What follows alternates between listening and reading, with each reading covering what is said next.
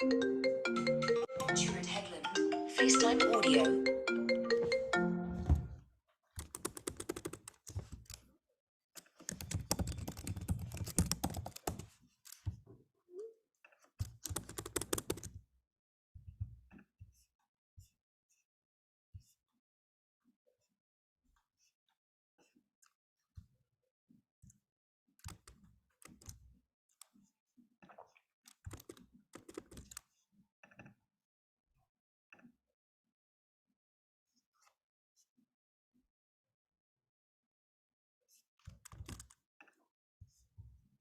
Hello.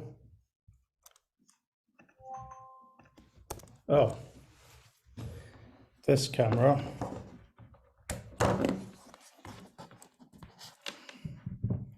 The slightly less awful camera.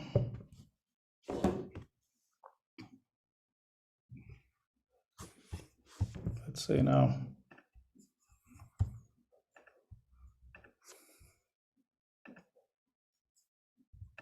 That's better. How are you? Other than muted. I apologize for an unintentional. I can open the door. Sorry, one second. Church is at the door.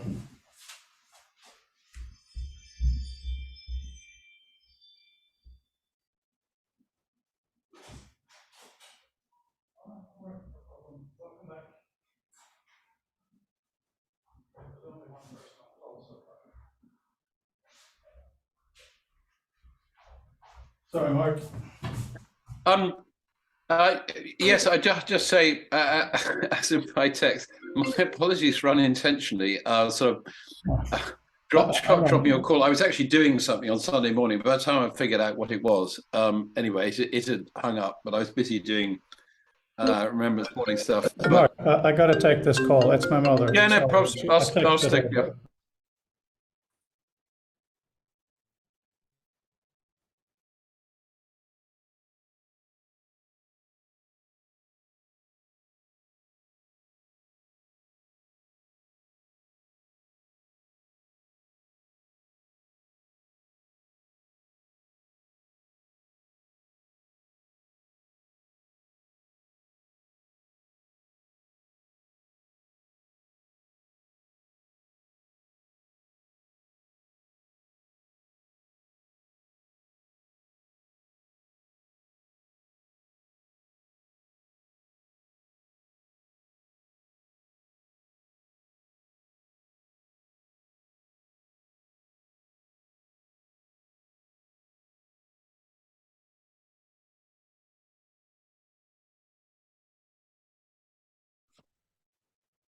Hi guys, I'm doing a late brunch with Mum, so if you hear chewing sounds or anything, that's why you're hearing it.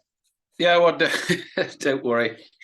My neighbours have far too many dogs, so I hope they don't breathe through because occasionally they'll go bonkers. So it's all part of the fun of Zoom calls. Fred just had to take a quick call, which is why I ducked out, but otherwise we're here.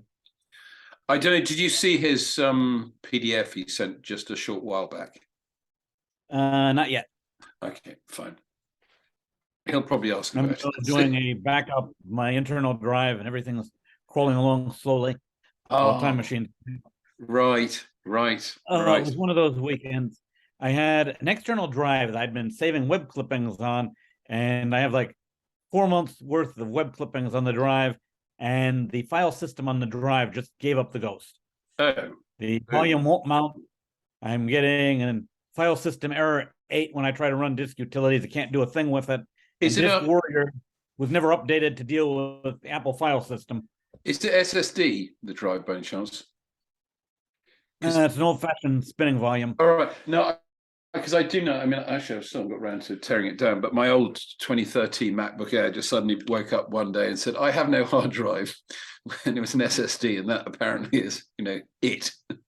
Not the end of the world to have backups. That said, I found that every time I update my OS, it broke Time Machine, and I've been using, probably long after the sell-by date, I've been using a 3 terabyte time capsule to back up effectively 3 different Macs, or 2 now.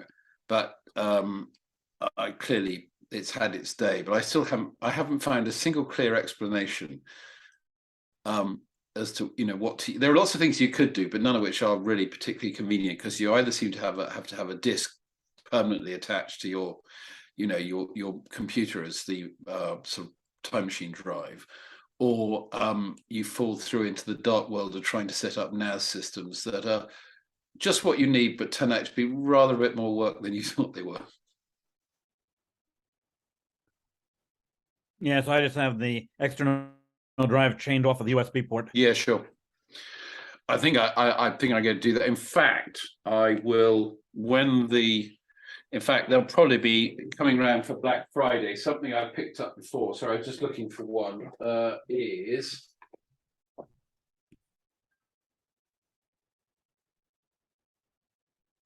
these quite fast little SanDisk SSDs? They are actually they do 3 grades, so you need to make sure you get the right one. You don't want the really expensive one because it's designed for sort of high def cameras and stuff, and it's pointlessly fast for a computer. But the middle range one, and it comes with USB-A and USB-C.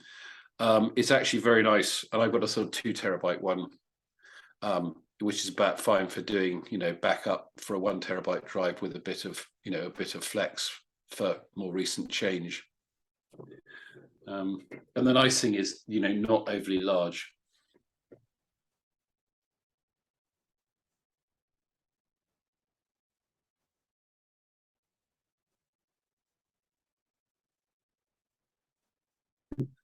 I'm now reminded when I last went traveling, I put away some backup drives, and I can't remember under which bit of furniture I buried them.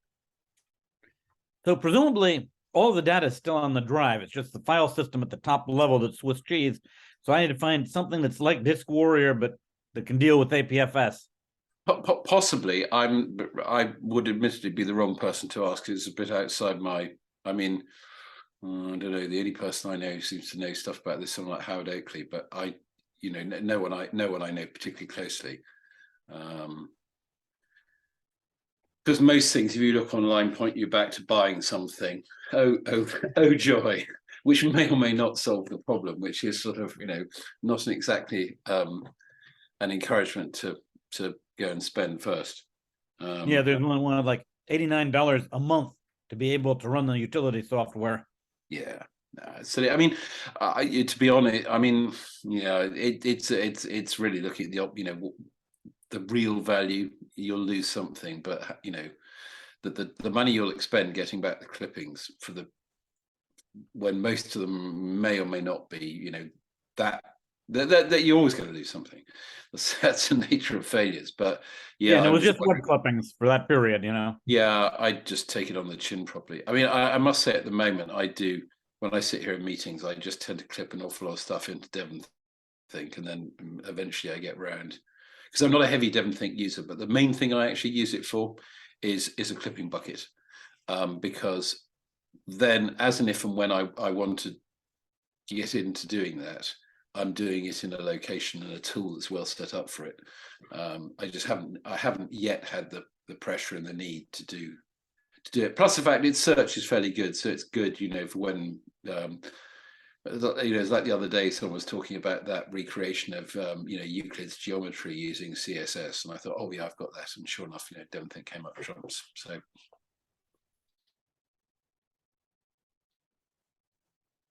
yes, I might just have to resign myself to having lost the clippings. And I thought, I'd be clever. I'm storing them on the external drive, so they'll be safe. It didn't occur to me that the external drive would Swiss cheese itself. Well, I did find myself thinking yet again, I just started doing, I mean, I haven't yet gone to Ventura, but I have updated the 12.6.1 while I still can, because otherwise Monterey will want you to go to Ventura perhaps earlier than you want. It looks like Alan's dropping. Good. Yeah, and hi there. Well, so yes, and I found myself updating the operating system yet again without having done an explicit backup. And I thought, jeepers, got just sort of 10 years back or something, and had complete kittens. It's amazing actually how well they work now. if you're not using any sort of weird kernel extensions, which seems to be where things start to go wrong. But often there are a number of really good utilities that need that very thing, because basically they'd be shut out of the sandbox and unfriended. Aha, Fred is back. Yeah, sorry about that. Family matters. I'm meaning that as not that family is important. I'm meaning there was an issue with family. Just to make Family's not important. No, I'm not saying family is not important. I was emphasizing the other bits, not to the exclusion of the other bits. Anyway, you look comfortable, Alan. And I was saying that I'm doing a late brunch with mom. So if you hear chewing sounds, that's me eating. And also I was lamenting the death of an external USB drive that I was using to store web clippings on. So I have about 5 months worth of web clippings that were on the drive, only the drive will no longer mount, and its file system is Swiss cheese with the file system error 8 when running disk utilities on it. So it totally gave up the ghost. And of course, Disk Warrior doesn't work with the Apple file system. So I've got to try to find something that's a Disk My Warrior contribution equivalent. is. That's annoying. Oh, go ahead. Sorry, Peter. No, I was just gonna say presumably- that's annoying, so go ahead. Yeah, because presumably the data is still on the drive. It's just that the directories telling the operating system where to find the data on the drive are toast.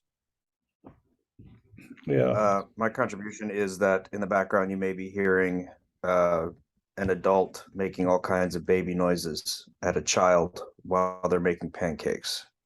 Sounds. I don't feel it's in my authority to silence them. So No. I thought you were saying you started as a ventriloquist. No, yes. that's not bad. On Alan. the Swiss cheese front, I'll just say real quick that a terror that I have is the realization that Twitter may completely blow up in the next week, and years of links to tweets that I've saved but haven't extracted, and that even if you do the export, it doesn't always extract the parts that are useful, are going to be gone and inaccessible, which 99% of the time doesn't matter, but there's always those ones that are like diamonds in the rough tweets that have really useful information. I'm worried about the well, it goes back to the original charter of future of text, right? It's funny. But interestingly enough, I suspect that because Twitter has been, some would say, so overstudied by the academic community, that there are a large number of people who've actually saved out a ton of stuff. So you're right, some may go, but I suspect, ironically, that quite a lot may survive simply because it's sitting in academic repositories, and they may hopefully open that up to people. So it may not be gone, but I share your sense of foreboding that something that's been around just long enough to be presumed to always be there, may just suddenly fail. Mm-hmm. Oh, and I figured out a solution to our systemic inability to count votes properly. I suggest we have everyone get a marble, and we have a chute corresponding to each candidate. You drop your marble in the chute, and then we simply weigh the bin that the marbles land in, and then divide that by the weight of the marble, and then we get a perfect vote count instantaneously. It sounds should like pick our you've already presidents that lost way, yours, too. Peter. What was that, Fred? You're saying it sounds like Peter's already lost his marbles. Very good. Right. Analog's the way to go, baby. Oh, by the way, Fred, I don't know. Like Peter, I signed up for your Mastodon thing last time, but no email ever came through. Don't worry, I'm not stressed or waiting for it. But just so you know, as we're here on the call, and as an if and when. Yeah. We'll look at that. I don't know. Where is this? I tried to find it the other day with no luck. Yeah, no, look, Mastodon. Let's do Mastodon a little bit later because. Sure. Yeah. No. As I say, this is just a report, and I'm personally am not at all stressed. It's just so you know. Yeah, I'm still waiting on that email too. Yeah, no, I understand, but it's also this server isn't findable, so it's about having it listed. It's all kinds of nonsense. So. Oh. Hi, David. Welcome back to the early web. Hi, David. Yeah. Hey, oh yeah, no, okay, right. Yeah, no, I just wanted to show something to you guys, which is going back quite far. So I wrote this thing today about everything is connected and how that's damaging that phrase, because it's a stupid phrase. It's, of course, it's true, but it's also preventing us from doing things because it seems like that isn't an issue. So what I've done, and yes, please read it when you can. It will be in the book, so it does refer to other parts of the book, which of course we won't have in this tiny piece. But let's say that you're reading it and you think this is really cool, so you copy that. And as you know, normally when you paste something into author, it pastes it as a citation, right?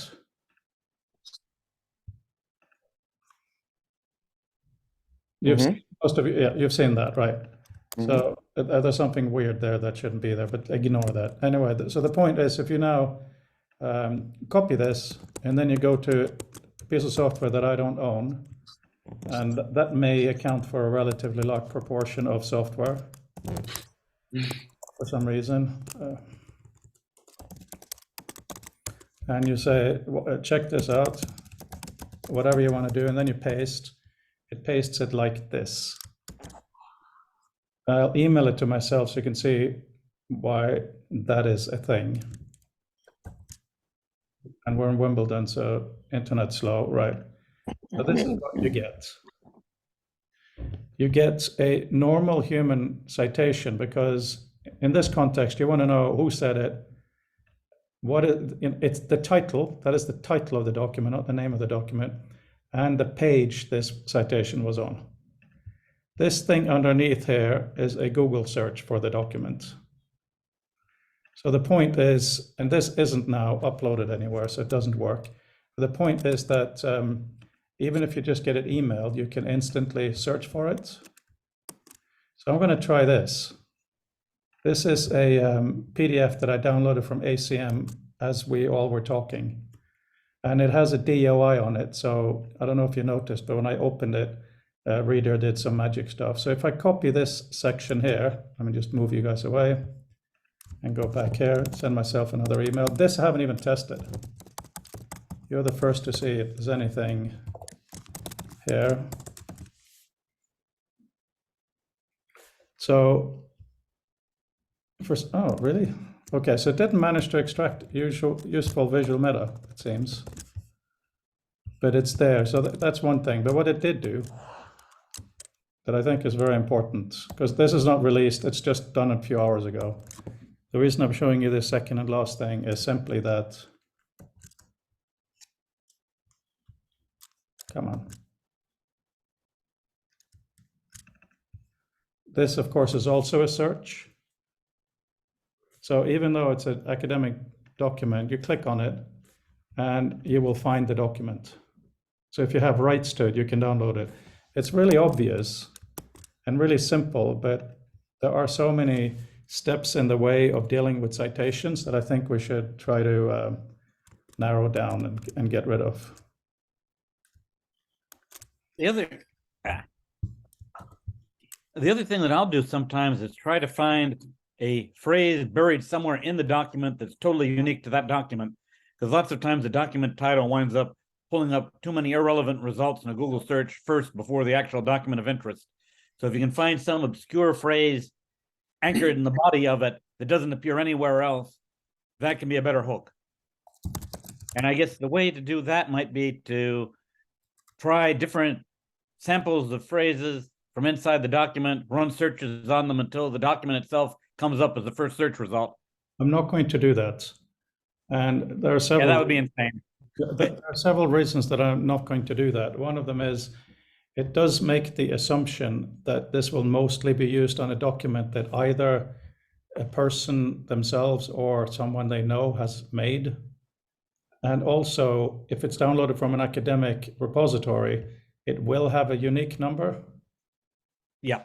Right. It's a horribly useless one in normal terms, but it's basically to highlight that for addressability, the name of the document matters. But also, the next step of this is when you, just show you really briefly.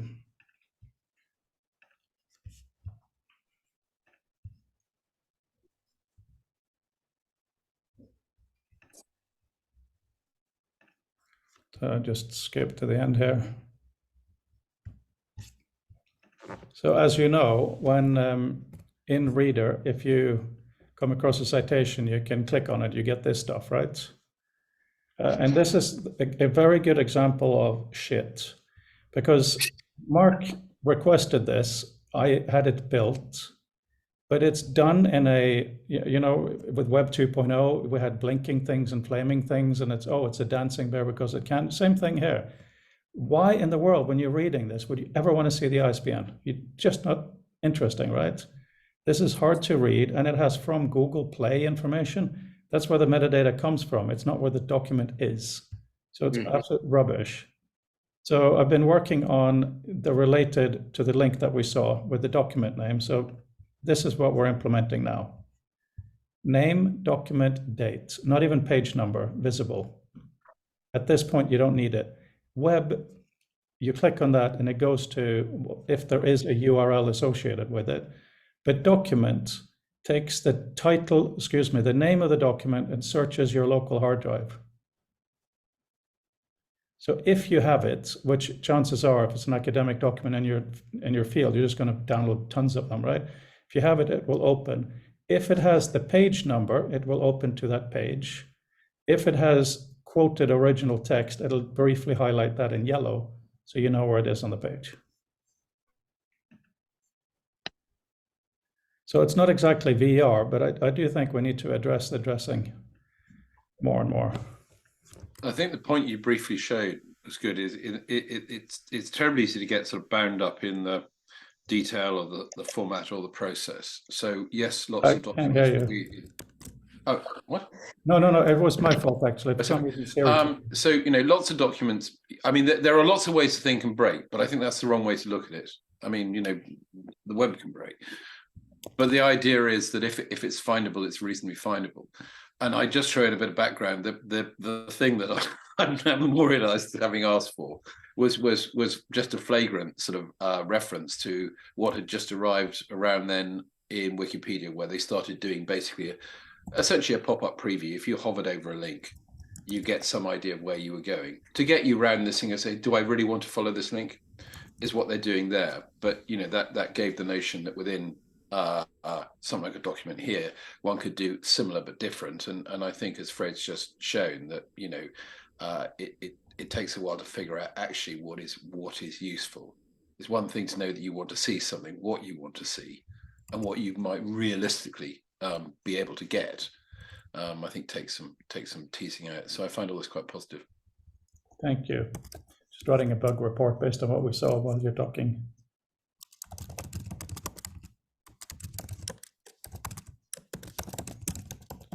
Boom, thank you. Sorry about that. Always a bug report. Right, so the thing that I really wanted to talk about today is Alan. Now, before we get to Alan, hopefully the PDF, and hang on, David, I'll give you a link to it as well if you like. Okay. This is just something that I wrote. It's a bit rough. It's going to go into one of the intro sections for the book, but the idea is I started reading very randomly because the weather was bad. It's one of those what is consciousness books. A lot of it is really, really annoying, even though there's a lot of new science. You all know what I mean. Plus, we've all been reading different brain books recently, I think. And the thing that is repeated there is we are embodied and embedded systems. Embodied, of course, is the Annie extended mind thing. Embedded means that we exist in the world. These are not, I'm not teaching you this. These, it's not like it's a new revelation, but it's beautifully said, embodied and embedded. So in other words, what is in front of our face is as much an important part as what is inside our head. Therefore, how we deal with connections through our tools is really, really important. And one thing that have been drummed into me in this community is the notion of link types. Doug wanted that. It kind of comes and goes. So what I realized is that links, great, there's Brandel. Don't worry, I won't repeat everything. Hi, Brandel. You caught me in the middle of something, but I'll sum it up in 5 seconds. It's in the PDF that I sent. the notion that we are embodied and embedded systems means that we should really care about what's in front of our heads. And I really hate the sentence, everything is connected, because it makes knowledge management seem trivial, which it isn't. Because everything is connected, but so what? If there's too many connections, we don't see what's useful. Knowledge is basically knowing which connections are useful and relevant for the task. I'm being a little bit simplified here, but in this document, I say that connections in themselves, without context, is literally sticks on the ground. Something's being connected, but you have no idea why or how, right? So that is the whole thing of helping people deal with how things connect with citations. So what I just showed Brandel was between reader and author, you can do copy a citation, but now I've made it so you can actually paste into an email and it has the proper citation, plus you can click a link and it'll do a Google search for that document. It can also search your hard drive. Anyway, Alan is tardy with his article, and I think that is actually not a bad thing for us, because if Alan was a bit stupid or a bit lazy, we wouldn't care, but Alan is very intelligent, he's very engaged. So I find that a lot of really intelligent people have a problem writing a piece because it is actually hard work. And it's a different hard work from a dialogue. It is a different hard work from making a prototype. I'm not saying everybody should write articles all the time, but because Alan and I have been doing a little bit of Twitter chat about why he hasn't written it, I thought it would be fantastic to have a recorded interview with him about what could help him as in design a product for him. Because, and this is my last 10 seconds, I promise, my main advisor for my PhD, Wendy Hall, one of the early things, just chit chat, not for the PhD, but she said she doesn't really have time to write because she's such a busy, important person. You know, she's a Dane. She says she would like to have a system where she can put things together into a document, including, as our example, a tweet. Just like put it in there and then jiggle it a bit and you have a document. That was her perspective. So I would really like to hear from Alan now. If we could magically spend $100 million on an authoring system, what he would want. Over to you, no pressure.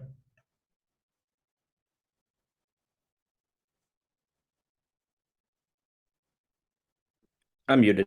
Okay. There are thanks for the interest and empathy there. There's that's two totally different questions, right? One is why is it hard to write something for future of text, or what could be the common pattern, right? And then the other is the magical software solution, and the magical software solution is easier to discuss because it's a thing that I think a lot of people are working towards, right? There's all the tools for thought more recently, well, not necessarily more recently, they've been out for a year, but MIM and some other OS approaches had that particular goal in mind, that like it will assemble the answers for you. It's like a better, a more evolved design pattern for search, perhaps. So yeah, of course, that'd be great to have. Here's some thoughts that I'm having as a prompt to my PKM, and have it either assemble various angles or opinions or ways to go, or just put something together for you. Yeah, MIM is pretty impressive. And I think in a related sense, Jasper and the success defined by the money they got is another example of that, where nobody wants to do, or it's based on the pain of writing marketing content and saying, let's just use AI to pop out this marketing content. And the same would go for the pain of writing resumes. I can certainly go on about that. I'll try and relate it to the first question, because in some ways that is already a concern, and a lot of people are working on it and towards it. And it's the kind of thing that in some way or another will get, I feel like it's one of those things that will get solved and create new problems. And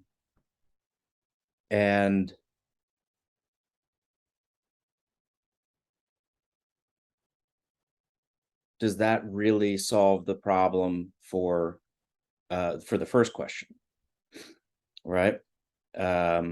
Which is future of text in particular. What's interesting about future of text in particular is that I think your goal is to get a kind of sociological, or I don't know, anthropological timestamp of what does this wide range of people feel about this prompt. Yeah, go ahead. The goal of the future of text varies from book to book and year to year. Absolutely right what you said as one of the parts, stake in the ground, this is what we think. It's also to provoke thought for innovation, which is really hard. And right now, Alan, you're going through all kinds of things you have to deal with in your life. And I'm thinking, it's very unfair for me because right now my life is actually okay. I have absolutely not a single thing to complain about. And yet I'm finding it beyond difficult to write a few paragraphs and then to edit them. So I'm thinking, I have zero excuses. You have real life pressures. But I'm thinking intellectually, in this community, we all bounce things back and forth.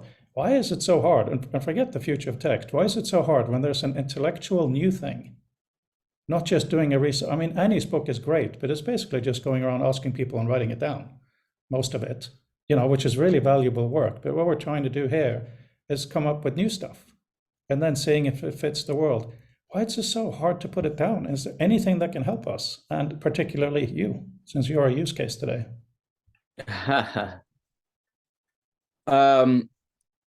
Yeah, okay. Well, this falls right into a conversation I was having yesterday, where we were breaking down what problems does email solve, right? And one of the things that email has as a part of it, which is interesting, is a private audience, specific audience. If someone's emailing you and asking for questions, then you're making personalized content specifically to them, right? Which is totally different than a blog post. Even if that content that you're making is, yes, I can get on the phone for 15 minutes, right?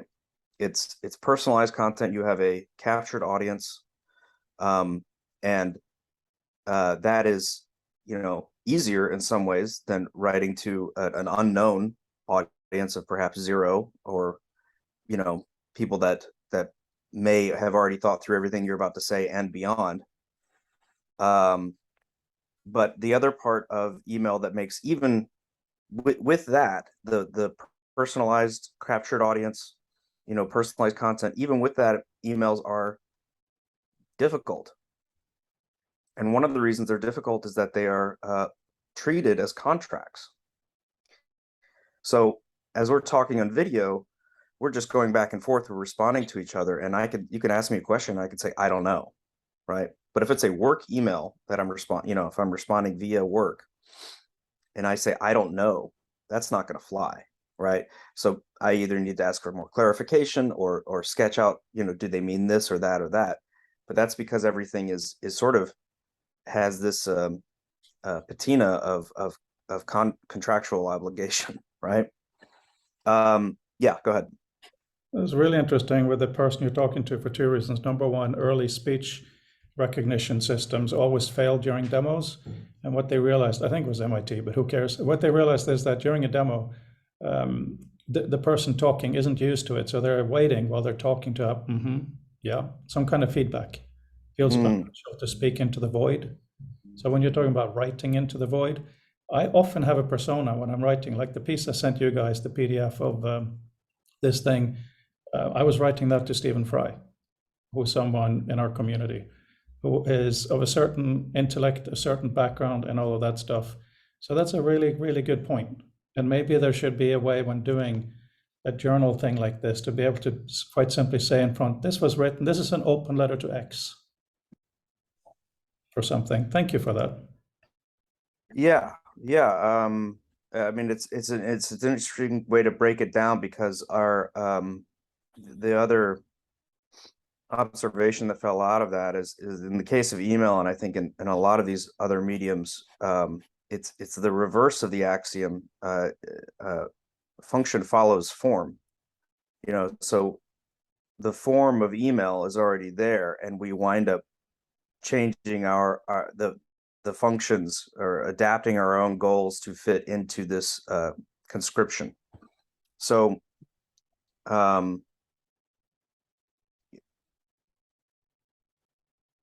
how that applies to an article and how it might be difficult is when I sit down to put something down, I in part just because of my habit of mind, I wind up going in reverse. I take steps back, right? So if, let's say, you know, the writing part is not a problem. I write daily, and so let's say that my attack vector for today is that everything is becoming an outline, or treeification, or you know, that perhaps there's something around the programmer's mindset that has disseminated into the rest of culture, to where we treat everything as objects and entities, and lost a sense of dynamic flow. Or perhaps it's because a default of our English language.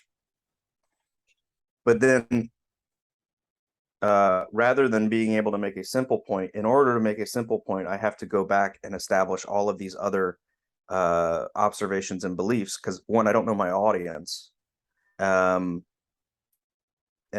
also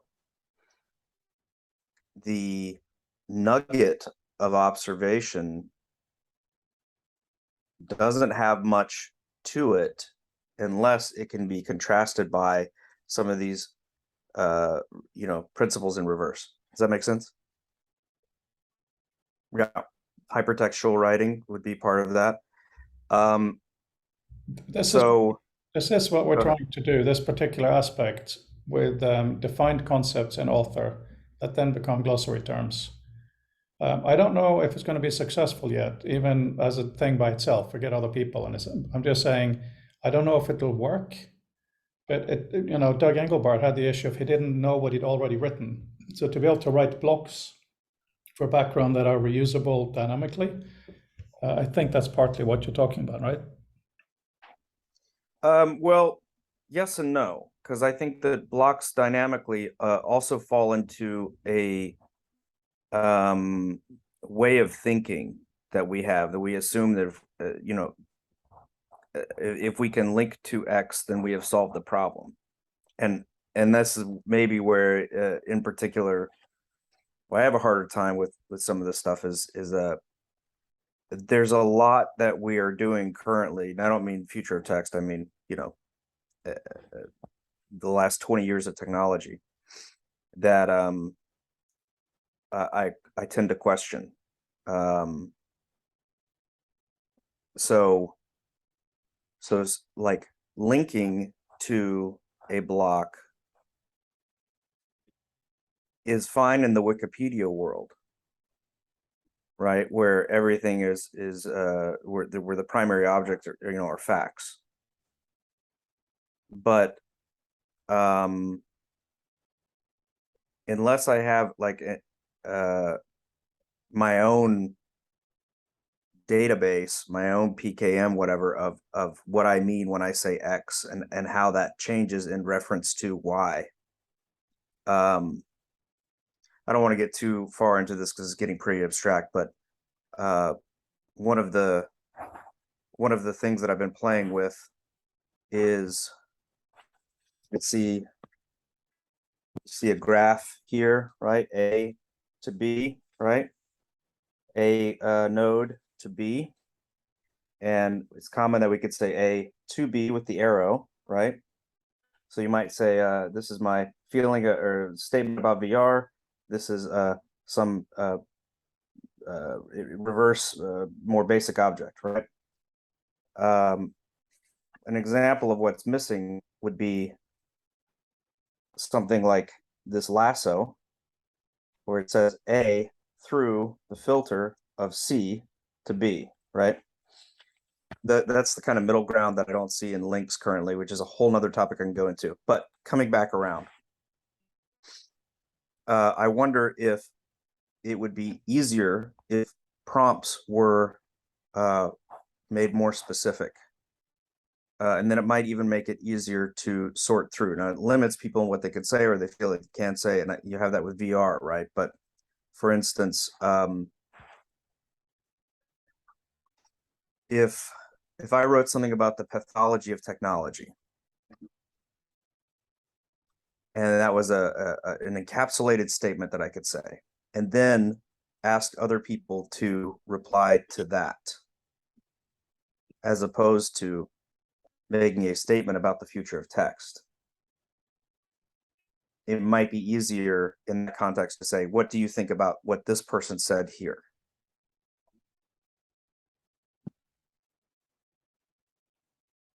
Very good. Yeah, I mean the importance of prompts. It's all, you know, in the Old West, the gunslinger who drew lost usually won, apparently, because they're reacting rather than acting. So there is something reactive in our brains that's quite deep. If you say, you know, Kiss is the best band ever, it's very easy for me to start half an hour on some other band, but you ask me to start without that prompts. Exactly. Yeah, that is a great reference. Hello. If you ask someone to say, can you write 500 words on who you think is the best band ever, I would not be able to provide anything useful, because first off, there are bands that I like at different times, but there's no band I'm going to say is the best band. Secondly, what good does it do if I share my opinion? It doesn't do a dang thing. You know, it's just another opinion, right?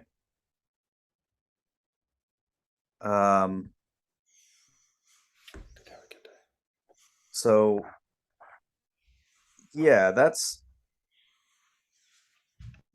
could be something that's interesting to explore, right? Like in the symposium, Jared Lanier said this, you know. It's also interesting that when I asked people for one sentence, suddenly people email back instantly. You know, one of the problems I think you're having, Alan, specifically with this is, even though it's just little old me doing the editing with little old Mark, we use the J word, journal. So I think a lot of people have preconceived notions of how strict and academic and this and that it should be. Some of the articles should be that, but some of the articles should also, and this is what I keep arguing with Adam Byrne all the time. You know, if you put in a paragraph that says, for instance, as he has just done, I found that white text on a white background of VR works really well. Oh my God, that's an article. I used to read the Herald Tribune because it was edited down to almost nothing. I can't afford the time to read the New York Times.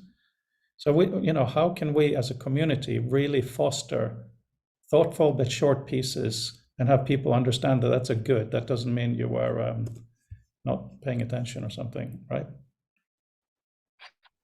Right. That reminds me of, you know, there's somebody who admitted to having a duplicate account on Stack Overflow. For people who don't do that stuff, Stack Overflow is the help site for coding. And what he would do, maybe it was a she, anyway, was post a bad or obviously wrong answer first to their question, and that would prompt a flood of more correct and better answers. And so I think it taps into something that I was thinking of as you were talking about this, Alan, is that one, the sort of the overriding thing that got me through terrible paralysis of executive function when I was younger was thinking, what is the absolute worst job of this that I can do? How can I do the dumbest thing possible? And then appraise whether I need to do anything better. So that was useful. And that second, that's kind of what happens in the context of this Stack Overflow thing, where if there's a plausible answer already, then it helps set and frame a lot of the contextual information about what the form of an appropriate answer is going to be, because all you need to do is beat that one, and this is the sort of the frame of reference, the manner in which it's going to be comprehended and responded to. And when you're in a vacuum of being aware of those things, then you're having to make up a lot more. There's a lot more imaginative work that you're doing that doesn't necessarily mesh with the analytic stuff that you're trying to do as a consequence of producing writing as well. I agree. Yeah, that's great. And it also, there's a degree of you don't know when you open up a future of text how much of it will be incomprehensible versus how much of it will be redundant, repeating the same thing, right? And it makes me wonder, like, could there be an RFC version of future of text? Where the comments are back and forth and furious and debating some specific thing, but then someone else can bring up a different RFC and then comment on that. Well, what I showed you earlier today is supposed to be part of the infrastructure to make that possible. I see Mark's hand here, but just to address this briefly. Also, I mean, I think documents are important. Look at Twitter, right? A lot of things that are in the ether will disappear, etc. So we should be able to not just cite, but link in a robust, quick way. We've discussed it a million times. But when you talk about an RFC like this, what we tried to do with this edition of the book was to let people have an early access to the final version so they could read stuff and then comment on it. So that was a design that we tried to do. It didn't really happen much. But if we can somehow support that better, and maybe even, like, we now have this Twitter wall and we have this wall of one sentence things, it's in the book. Maybe we should also try to explicitly do what you're saying. Any suggestions for how to phrase that, how to do that?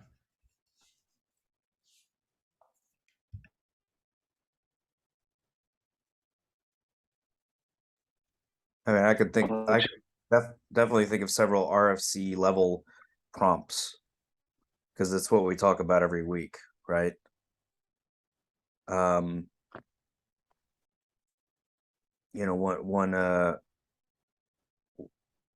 One theme, I guess, is word processing in VR,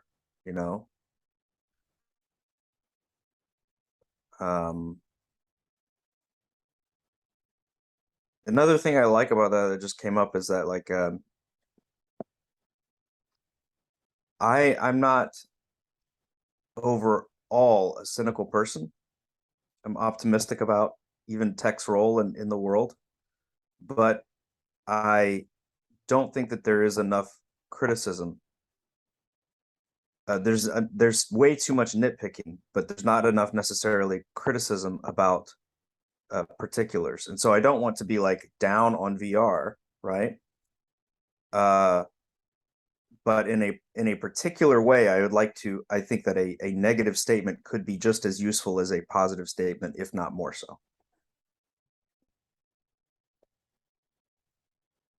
And that would be perhaps easier to do if I was responding to a prompt, an RFC. It goes back to Brendel's point of, like, saying the wrong thing, right? I mean, quite a few articles in all the future of text books are based on people being invited and saying this is absolute rubbish. And I say, that's fantastic. I would like to include that. But I think there's a useful negative, thinking back to both Brandel, I think, put a comment in the chat earlier saying, well, I just want to say to people I don't know. And given to Alan's point, I think we don't do enough of that. In a sense, rather than being required to come out with an enormous structured argument that sort of demolishes something, just say, yep, I get that, but I don't understand. I know you understand, but I don't understand. So I'm not saying it's wrong, but it isn't yet it's not a sort of actionable bit of knowledge for me yet. Because sometimes that's as sort of comparatively minor as just the point of view, the description, or the vernacular, or something. And it's very hard from the author or speaker's perspective to necessarily know that. So just a little making room for the thing to say, as you say, because it's not about getting into a zero-sum argument over something, which I think speaks to the nitpicking thing, but just being able to say, I'm not saying this is wrong, but I don't understand it, or perhaps I don't think this is necessarily significant from where I sit, which doesn't mean it is not of import. But in other words, depending on where we sit or where our point of view is on a problem, it may have a quite different appearance of severity or pertinence in the moment.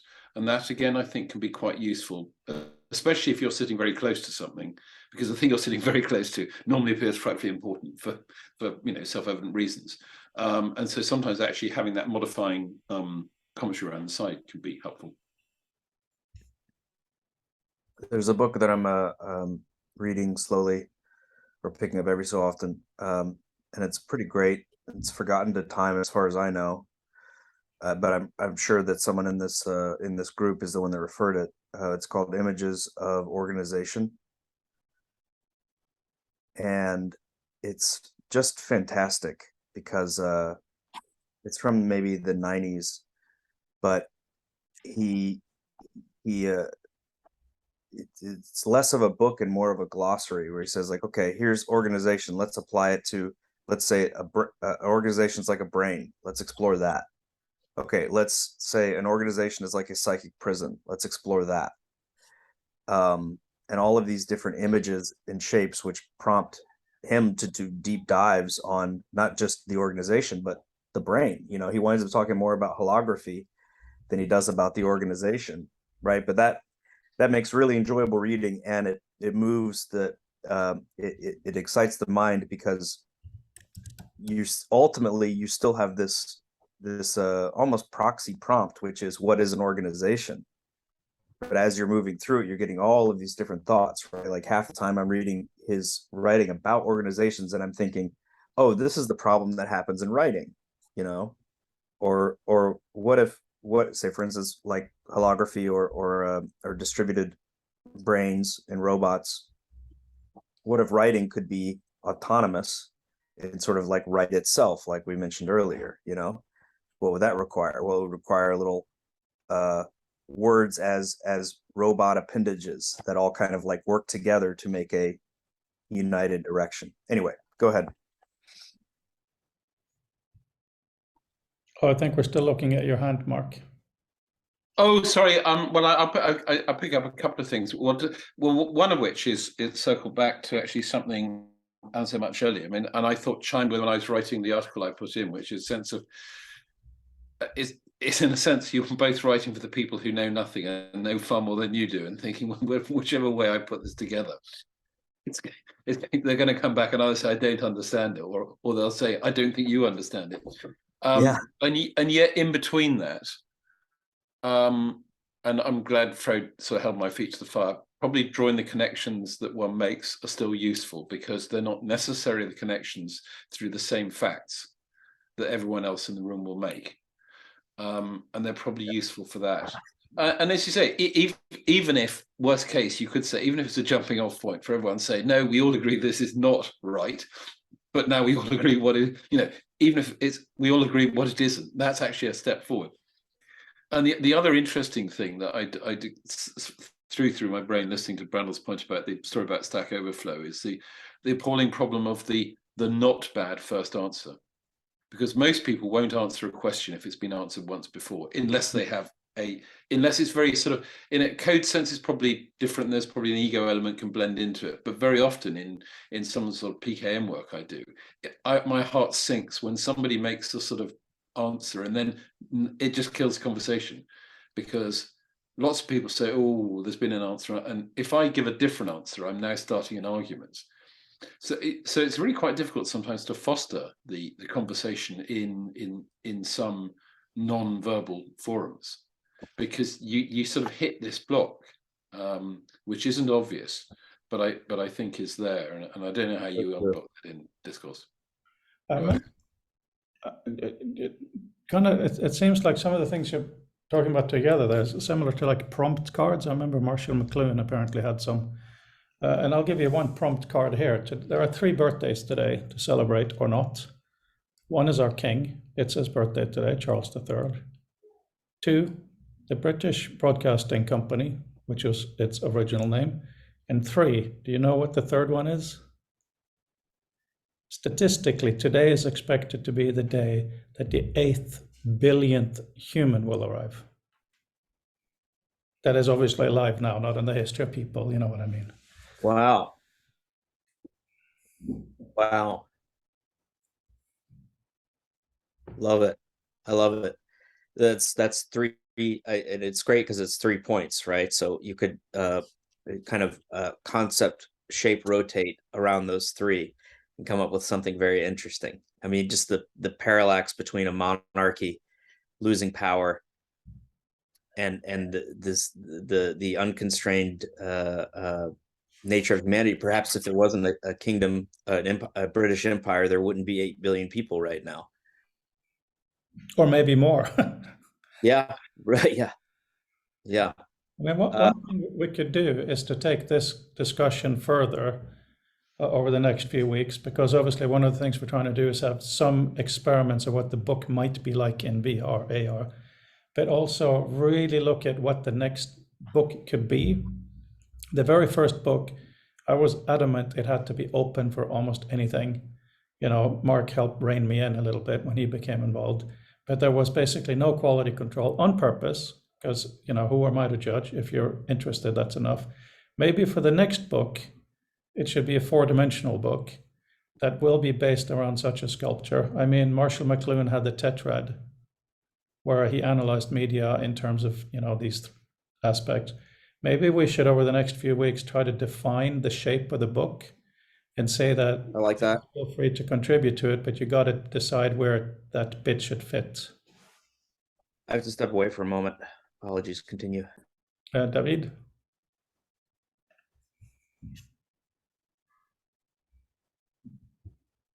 Are you muted? Yes, you're muted. Sorry about that.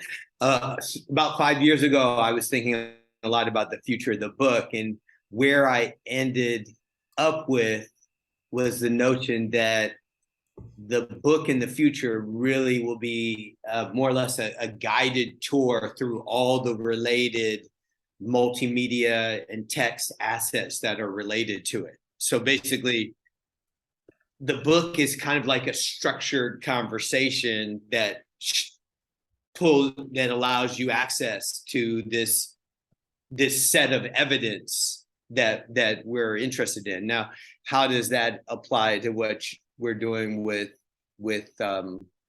this book? I've been also writing my book. It's almost done, and I've been thinking about, well, what I want to do with the book once it's done. It's going to be published, but I also talked to my publisher about doing NFTs, and initially I thought, oh well, let's do book NFTs and put the information in the NFT. And then I said, no, you know what? What's interesting is what Bajali Srivastava is doing with the network state, where he has a text. He has the text for free on the web. And what I was thinking now to do is basically have the annotation technology put my book available on the web, probably gated with an NFT, but really encourage people to connect all the information and to do comments and to provide evidence and really make it a interactive book, and where the printed or the PDF or the web version is really just the starting point of this conversation that moves on from this tour that we're being given of these materials. So anyway, just wanted to share it. No, that's really interesting to hear. I mean, I would say personally, as a professional advocate of the web, I would say that everything you're describing is valid, but also should be achievable entirely within the web. So do consider that.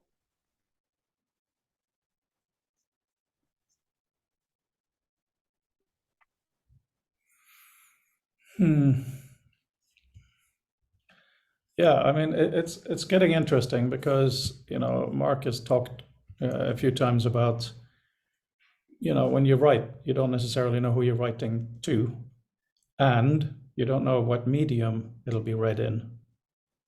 Those are interesting considerations, and Alan now reinforced the person side of that.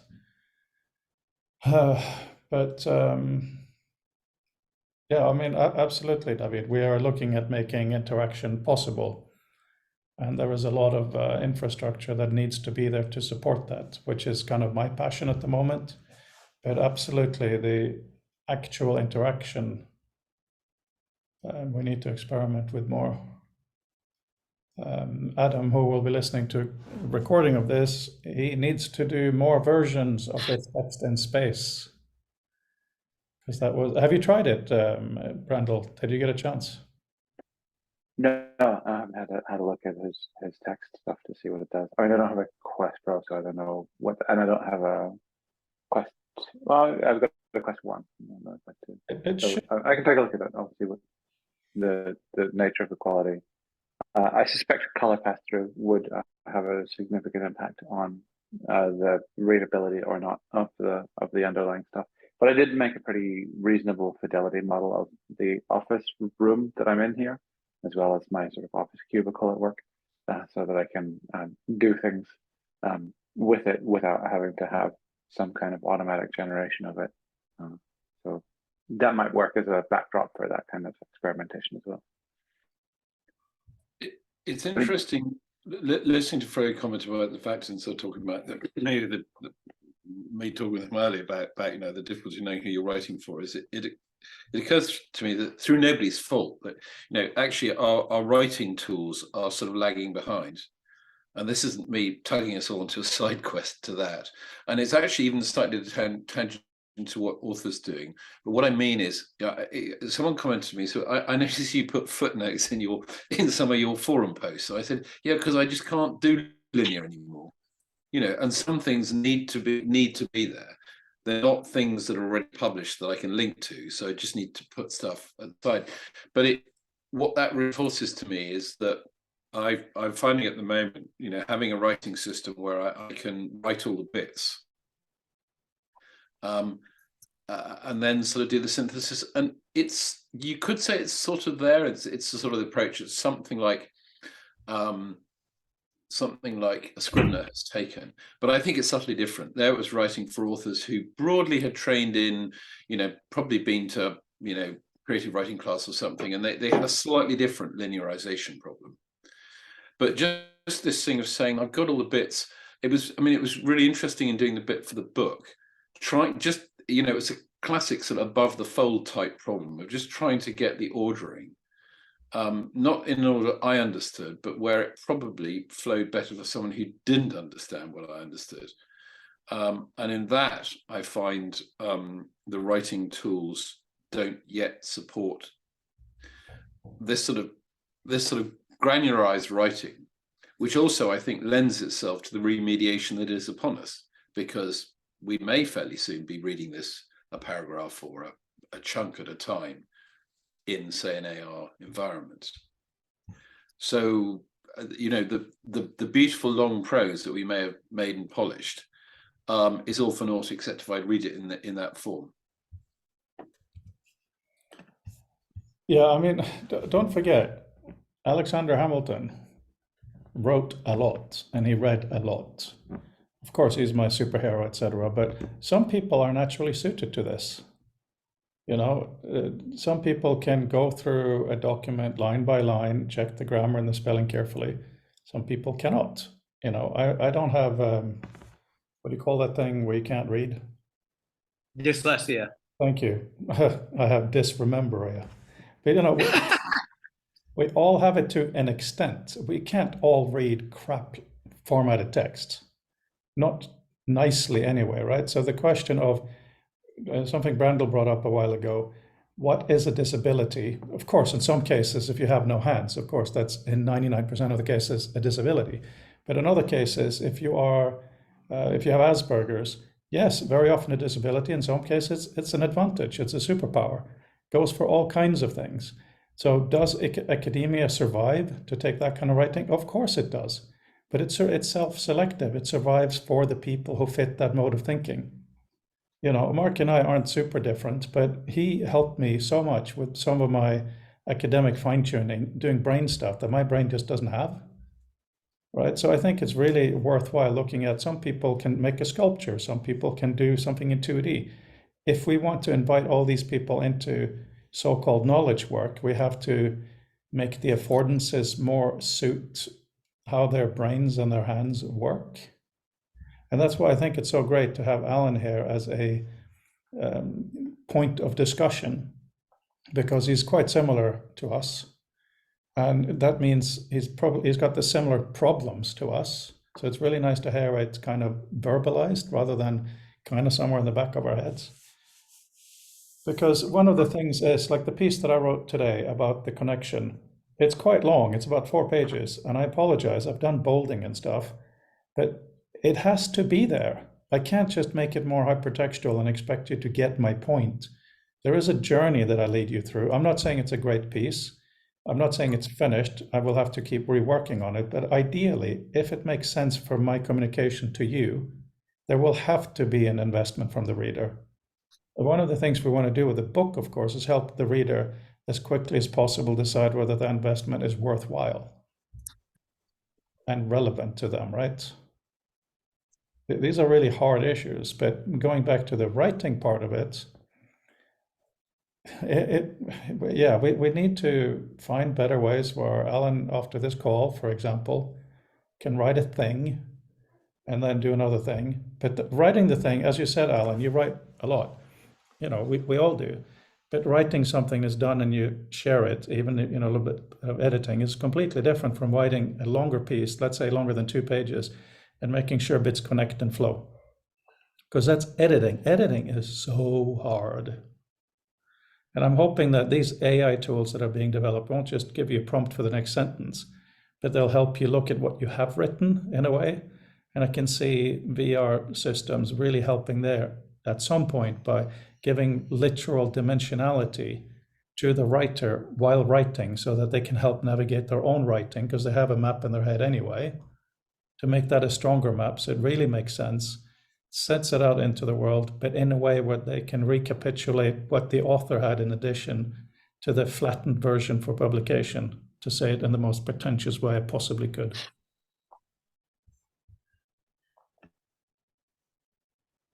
Yeah, I would be really happy if that tool that you're talking about existed.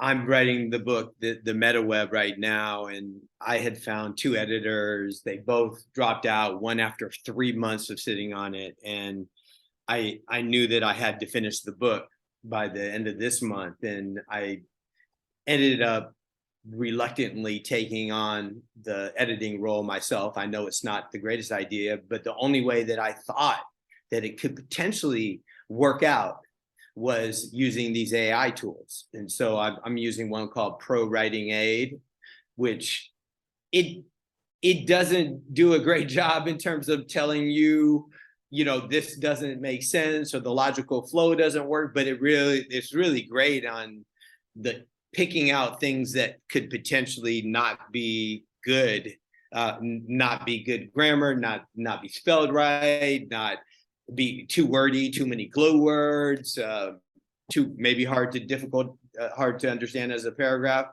So it's really good in terms of focusing me in on things, and I don't think I could do editing without it. But about 6 months ago, I saw an article, someone was talking about outlining as a way to really help with editing. And in this particular outlining, I'm not talking about pre-book writing outlining, I'm talking about post-draft outlining, where you go to your text, and for each paragraph you have 1 or maybe 2 sentences. You want to have short sentences that represent each paragraph, and you put those on ahead of each one. And so I did that, and then I would read just the short sentences, and it really helped. And then I realized, oh well, let me just copy all these short sentences to the top and see if together they make a coherent piece. And then I was able to to go ahead and, you know, see where that top level needed to be adjusted, make those changes in the part where I have the summary plus the paragraphs, and then make the changes to the paragraphs. And that's really helping me. And I wish I actually had a tool that could allow me to separate the pieces and, you know, okay, right now I want to see everything. The summary of, first of all, allow me to create the summaries separate from the text, and then allow me to view the text and the summaries together, and then to see the summaries by themselves, and then again see the text and the summaries again, and then to be able to export just the text after I've finished it. And I don't know, we'll see, because I think it's like made the book a lot better, but you know, the proof will be in the pudding when the book comes out, if that's a good method. But certainly having some tools that would it really help.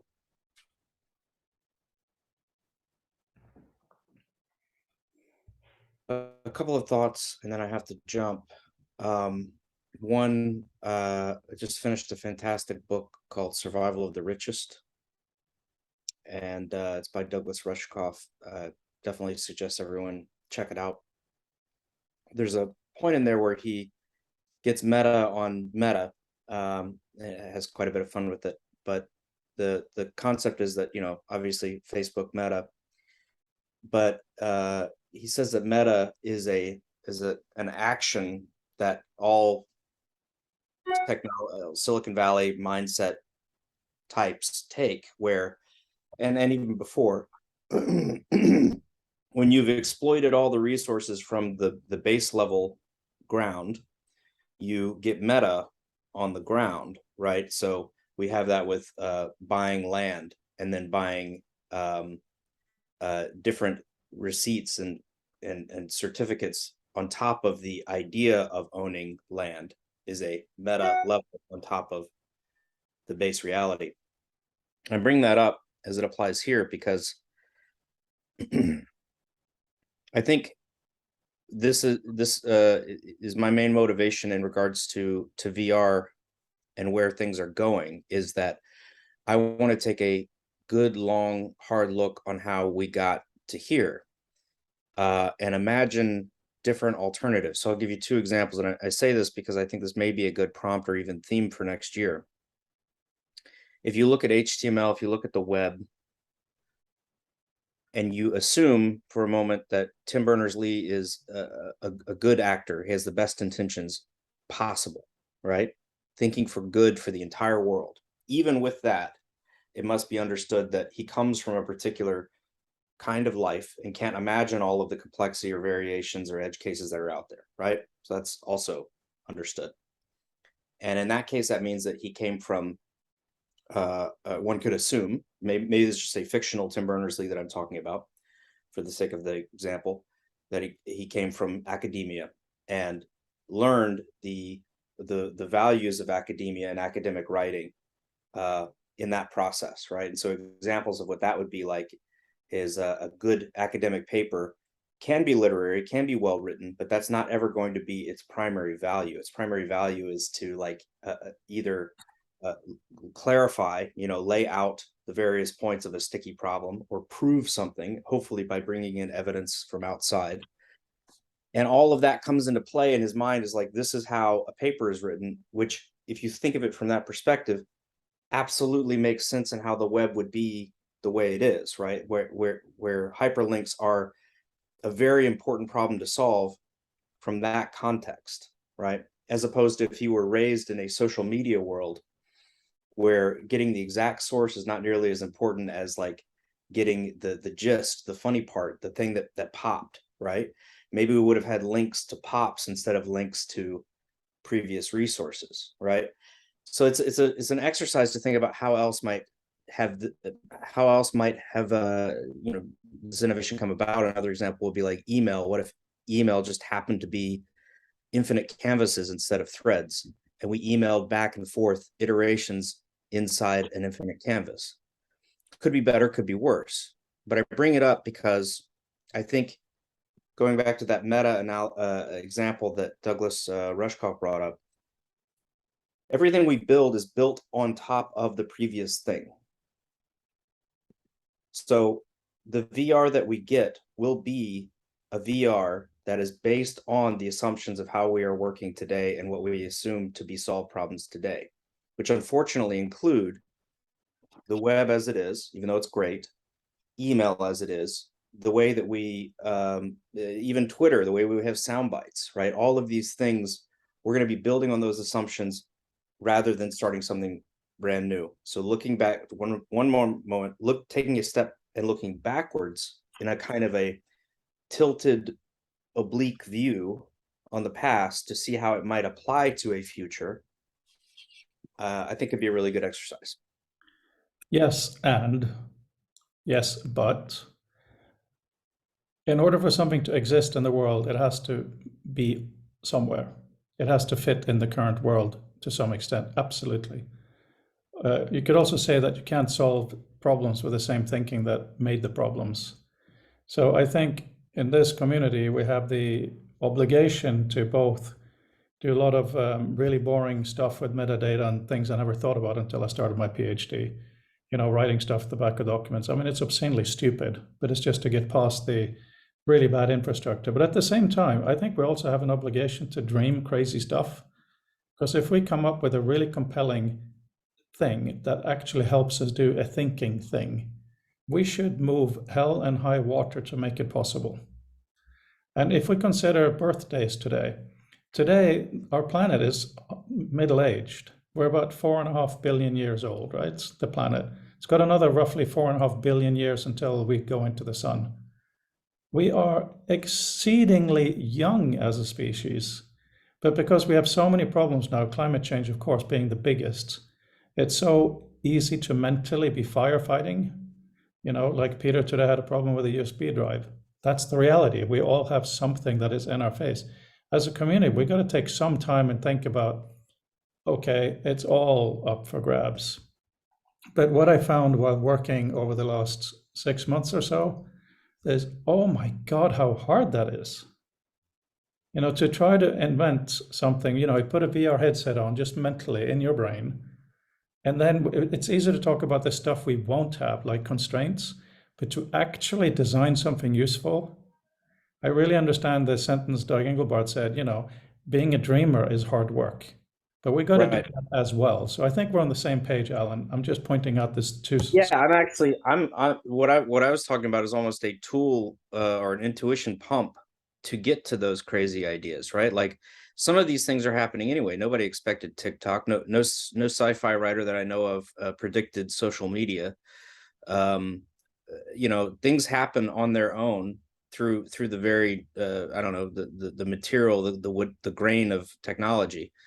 But what I'm very interested in are the parts of embedded, embodied technology that we are enmeshed with, that we have assumed is just the way that it is, right? And I think if we take a closer look at that, it also requires dreaming. It's some of the most difficult things I try to express when I talk about alternates to nodes and entities, right? It's like at some point you get to these things where you're like, well, that's a primitive. You can't undo that, right?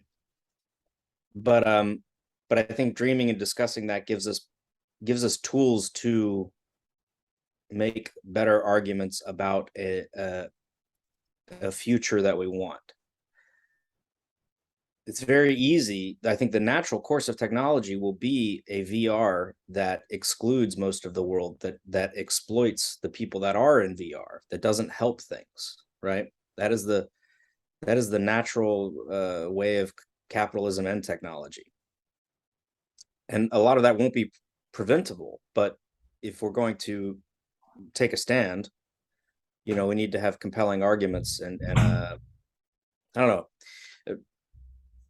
I would be interested in more conversations, even going back through the ancient texts of technology and seeing how else things could have gone, which is actually what I was writing about this morning in regards to VR. Was it intuition pump you said? Yep. Yeah. What other pumps are there? Can we develop for writers, a invention bump? There is a book, I believe it's by Daniel Dennett. And called yes, Intuition it's right Pump. there. Ah, great. I have not read it, but yeah, that would be the It's it's got a few good things in it, but you know, like we talked about earlier with prompts and a few things. I mean, how can we make a thing for Alan? You know, Alan's going around thinking, talking to people all day, sits down in front of a laptop or whatever, starts writing, and after a few minutes gets completely muddled. At least I would. I'm talking about you, but I'm really talking about me. And then it's like, I've written this and I've written this. I don't know what to do. Okay, Brandel, over to you. I saw you move your hand. I was just saying bye to David. He said he See See you later, Brandon. See you all. Have a great. But I will respond, just as is my want. I think it's to do with the fact that while we are phenomenal agents for sort of interpreting and working with abstraction, that's still limited. So what that text means is limited in terms of, that's the bunny.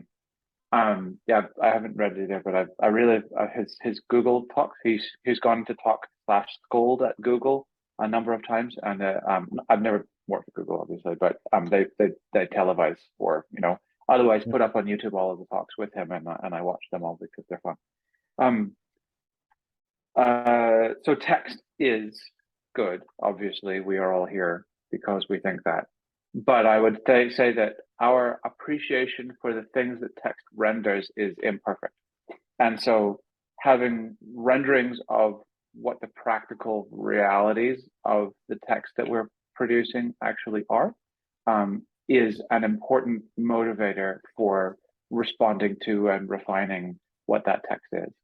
So in the context of email, I've said frivolously, but I think I will actually build it a little bit further, is an email preview, which actually consists of a picture of the recipient sort of squinting through and reading your email through a couple of different sort of hypothetical situations, one where they're in their office by themselves, one while they're walking along the street squinting at their phone and things like that. Because like if you think about your email as a product, like as the function at the time that people are going to comprehend it, then it may change your priority about the way that you approach the way that you frame questions and problems and things like that. That's if cool. they if they get jostled just at the critical moment, then you might increase the level of redundancy in your text in order to make sure that it can be kind of subway crush, make it subway crush resistant kind of thing. But yeah, so like in general, those ideas of like intuition pumps and prompts, I think are essential. Like, what is the text going to do? What are the things that those pieces of text represent? And so sort of multimodal representations of those are substantial aids to what they are. Sometimes hearing the words that you see can be enough of a jog to be able to kind of comprehend them in separate ways. And so I would love to see first class integration of audio beyond merely being a sort of an accommodation for those who require it, but rather like a fundamental necessity to be able to kind of assess and think about what the sound of the text you have is, as well as the pictures of the text. Like I was watching some user interface software and technology symposium presentations over the weekend, and one of the people was talking about how the pun of the name of the technology they were building was passenger, but with the last E being an X. So I'm not sure how you can pronounce that passenger, but they said it's cleverer when you read it. And yeah, it was just like, that's funny because if they weren't doing enough oral discussion of it, the most impactful and the most important and public presentation of this was going to be at the Swiss paper, and they didn't think about it. And there's a lot of stuff where script writers know that you have to read the stuff out to figure out whether it's a clanger or not, because there's a prosody that We have some ability, but a limited ability to be able to assess and simulate in our minds without literally going through it with speech. The number of scripts I used to do, like ads on radio, and the number of things where you really need to do real quick reworks because you go, this does not roll off the tongue. This is not something that somebody wants to hear, and it's certainly not something that I want to speak right now. So yeah, like that multimodality of being able to kind of pick and choose between representations, be able to think about context in which it's going to be comprehended, pick and choose between those. I think those would be incredibly fruitful. But then I always have. So Wonderful. I love the Be Real for email. And I think even trademark, if I remember correctly, trademarked terms can't sound the same. So you could have Pepsi spelled, PYPSEE, and you wouldn't get a trademark because it sounds the same as Pepsi. So so yeah, you get it has to sound different, and the spelling is a secondary importance, which I love. Interesting. Yeah, I hadn't realized that. I mean, it makes sense, but yeah, like the primacy of the oral, like of the phonemes over the visemes is an interesting one. There. Mm-hmm. I have to jump. It's been a pleasure, all. It's just gonna, when it comes to the oral and written, I know you got to go on, but Barbara Tversky has been spending weeks editing the transcript from her presentation from a long time ago, which is really, really interesting because I wanted it to be a bit chatty, but she obviously has academic considerations. But yeah, Alan, if you think of things that either with basic technology, we can do something more interesting, or quite simply that we can do as editors to help you put happier pieces in, please go ahead.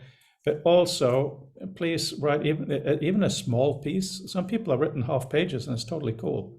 Some people have written several small pages. And it goes for you, Brandl. I know you officially shouldn't really write, but if you want to have a quote in there saying, VR is the future. But anyway, just it for the sake of it. Yeah. Blah, blah, blah.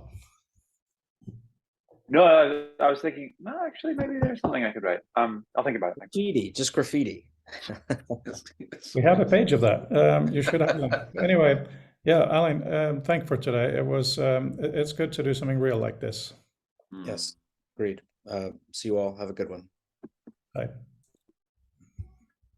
I was just thinking when Brandl was described, so I didn't want to just disturb Alan dropping off, but it follows on from the sort of last bit of the discussion, this thing about reading stuff. And as you were describing that, I was thinking, well, there go pretty much most academic writing because your mouth can't be set.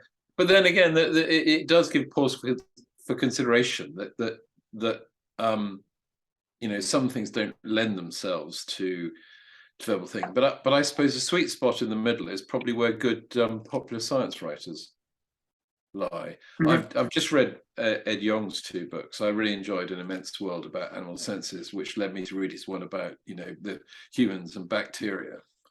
And for something you might think would be dry as dust, it was a very pleasurable read. Actually more enjoyable than an airport novel, really. So I think that's an interesting thing. I mean, so in a sense, I'm not sure that all writing will necessarily quite get squeezed, but sort of building up on your point, we're not making enough of affordances. Like, does it sound? Does the story come out of this, or have you just got to wade mechanically through a lot of sort of very dense stuff that doesn't need to be dense, but is dense because of the way it's been written? And there's no fault. I mean, right. We all do it, but in a sense, so would this extra affordance allow things? And I think it's more subtle than what is it, the fog analysis or whatever. You look at Word and it says no, your reading standard is all wrong or something. And I find that all a bit contrived. I understand the science behind it, but in a sense that's a sort of that's a low attempt at this sort of thing of saying the more subtle element, because as you rightly say, does it roll off the tongue, or is it something that's pleasurable to listen to? And that is something we can gauge without necessarily being able to describe it in very fine analytical terms. Yeah, but and it's interesting. You mentioned academic writing and the fact that these kinds of things would sink it. And on the one hand, maybe that's for the best. If you align with Pinker and say that most academic writing is appalling, then so it goes.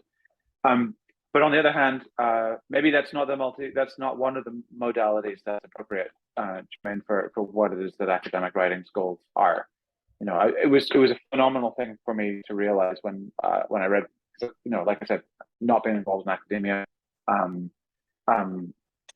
but reading Michael Nielsen talk about what he does to read a paper, and the fact that a paper of a few pages is supposed to be a couple hours work. It's really unpacking it, and to that end, like what that means paper actually is this incredibly dense sort of telescoping toolbox, the kind that the auto mechanics have with the trays that kind of fold out and terrace and stuff like that.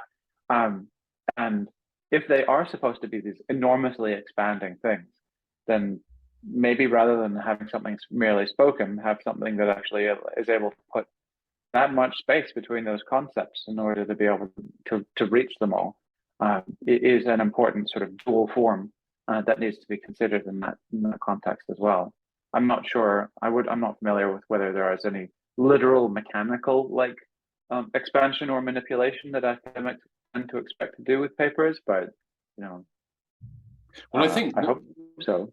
I mean, you make a really good point there. This observation about it, it's something that should take a while to do. So you're not going to sort of do it, strap hanging on the subway, or not, unless you're, really, really good. Because one of the problems is the publish or die syndrome. Is we now have too much stuff that if you say that realistically this is written to be read and absorbed in this particular sort of focus style, then you can do the math. We have a time supply problem because there's way too much stuff out there, therefore that can't be easily absorbed quickly. There is too much for it to absorb in the stuff which is presented, and plus the fact there's an awful lot of fluff in the system. So that's another reason to sort of say, without throwing rigor out, but find ways to surface things. I mean, it is interesting, and that's why, I know medicine, which definitely has an oversupply problem because it's so linked to advancement, but having structured things where, partly just get rid of all the verbiage, make the point you're going to do, or put your values here, values in measured values. Not intellectual values, and maybe we can get to the meat of it a bit faster. Yeah, there are. Well, here's the thing, and I would really appreciate it if you guys have a look at the PDF I sent. It does really touch on this, because when people sit down and chit chat, there is a lot of information going. If you ask someone, how was the game last night? That very question has a lot of meaning, right? It shows that you may be a sports person or trying to approach that other person as a sports person. Obviously the tonality comes into it, the timing comes into it. So when it comes to academic articles, I think that often, if it's from a student to a teacher, there's a lot of citing that has to be done just to show you've read the stuff. If it's an academic to an academic graduate person, it's a different kind of showing off, not necessarily to impress, but the contextualization, showing you're really part of the community, and also using the language in exactly the right way. Oh my goodness, there's so much of that stuff. I completely agree with you that it's an important issue to tackle. Like, I hate newspaper articles because they always start with a personalized story of Johnny walking down the street and it turns out it's World War III, right? Show me the stuff that's the story first. But I'm just wondering how we as a community with these articles and books can really support each other in writing something in the way that you're talking about, Mark. Using Alan as a kind of a case study, all of us as a case study. Well, that goes back slightly to the thing I popped in the side thing earlier about saying interface affordances, conversing. Sorry, that was a very wordy way I put it, but it was reminding me of a conversation I had in my little sort of basically uni sort of research study group this morning, and in fact, there's people talking about their game design course and the fact that when they do a group project, that the designers and the coders don't talk to one another because the coders complain the designers don't understand code and vice versa. You know how it goes. And I said, well, yeah, but this is the problem. You know, one of the things when I first bought a house, I learned to do was to find ways to work with any tradesmen who were coming to fix stuff for me, so in other words, enough vernacular that they could give me basically good answers, which is nothing to do with sort of accent and vocabulary so much as explaining what it is you want, or when they're explaining something, asking them to perhaps give you a different take on it, so you can understand that when they've just explained to you that no, you don't want to take that thing out because, you know, bad stuff will happen. That's something you want to be able to catch up. And this is where a lot of our intercommunication is remarkably poor. And having, I suppose, inadvertently spent a lot of my working life at one of those interfaces, which is broadly between very non-tech people and technology. It's really badly done, you know, because it's always far too much of, I haven't got time. I just want the answer. Well, what's the question? I haven't got time. Just give me the answer. And that never allows us to get to the point of thinking, okay, well, you know, how can we signal intent across these boundaries? I mean, I find it, to me, it's odd because my first profession happened to be in the services where you didn't get the choice. You absolutely got chased around with a sharp stick if you didn't learn to communicate. You weren't expected to know what everybody did. You were expected to trust that they could do what they were supposed to be doing. And I know that, you know, the human frailty comes in part there, but in reality, so, you know, if I stood on the top, I didn't have to worry that the engines would stop. But I was only allowed to talk to the engine. I was only allowed to ask them for certain things within certain parameters, and it all worked, and vice versa. And that's an easily borrowed thing. Thinking of how much has been taken out of that professional environment and misused by the business community, the one thing we've left lying on the floor, as far as I can see, is this sort of intercommunication thing, which is about, it's partly a reflexive thing, saying, am I communicating effectively? Not in terms of, do I feel happy, but does the other person understand what I'm asking for? Because to me, enlightened self-interest says that if they don't, I'm actually wasting my time.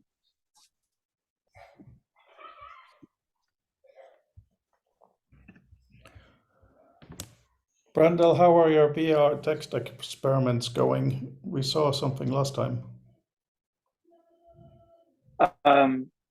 Yeah, pretty good. I haven't pulled more of the book in. I need to paginate it. So I need to set it up so that it has a certain number of pages. Also, the first chapter appears to, or the section after the TOC appears to have some nodes that are misbehaving. So mechanically, I need to look at that.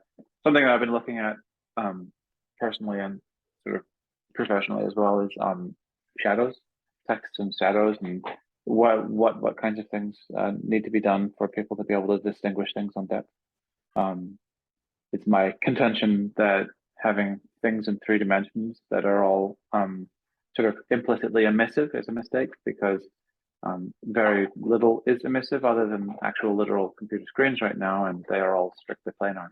And so we don't have any reasonable analogs from which to respond to things that are pure emissive and that they don't interact with each other, but set apart from each other in these kind of transparent contexts.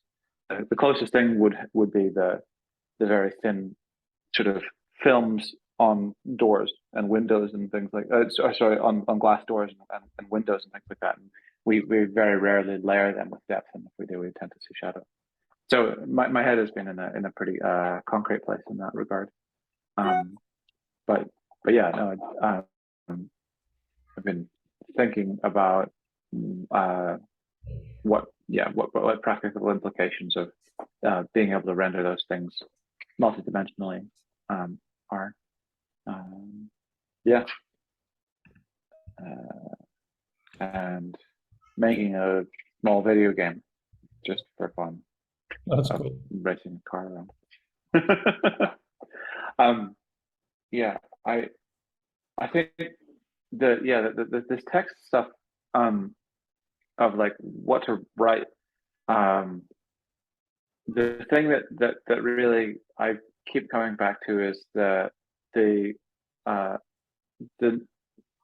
that there's always this sort of implicit why that is or isn't understood based on the context, and that resurfacing that why so that people can kind of continually ask the question whether the thing that they're doing, to your point, Mark, is contributing to the functional goal of being understood, or if there's a deeper functional goal beyond merely being understood, whether it's contributing to that. And, I don't know.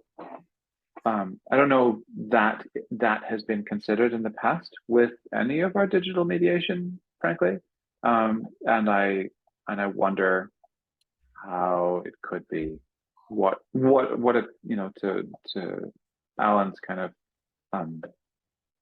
provocation earlier, like what a technology that had been built from the ground up with that in mind would have looked like, and then I think that's pretty interesting to think about in terms of reading and writing and stuff like that.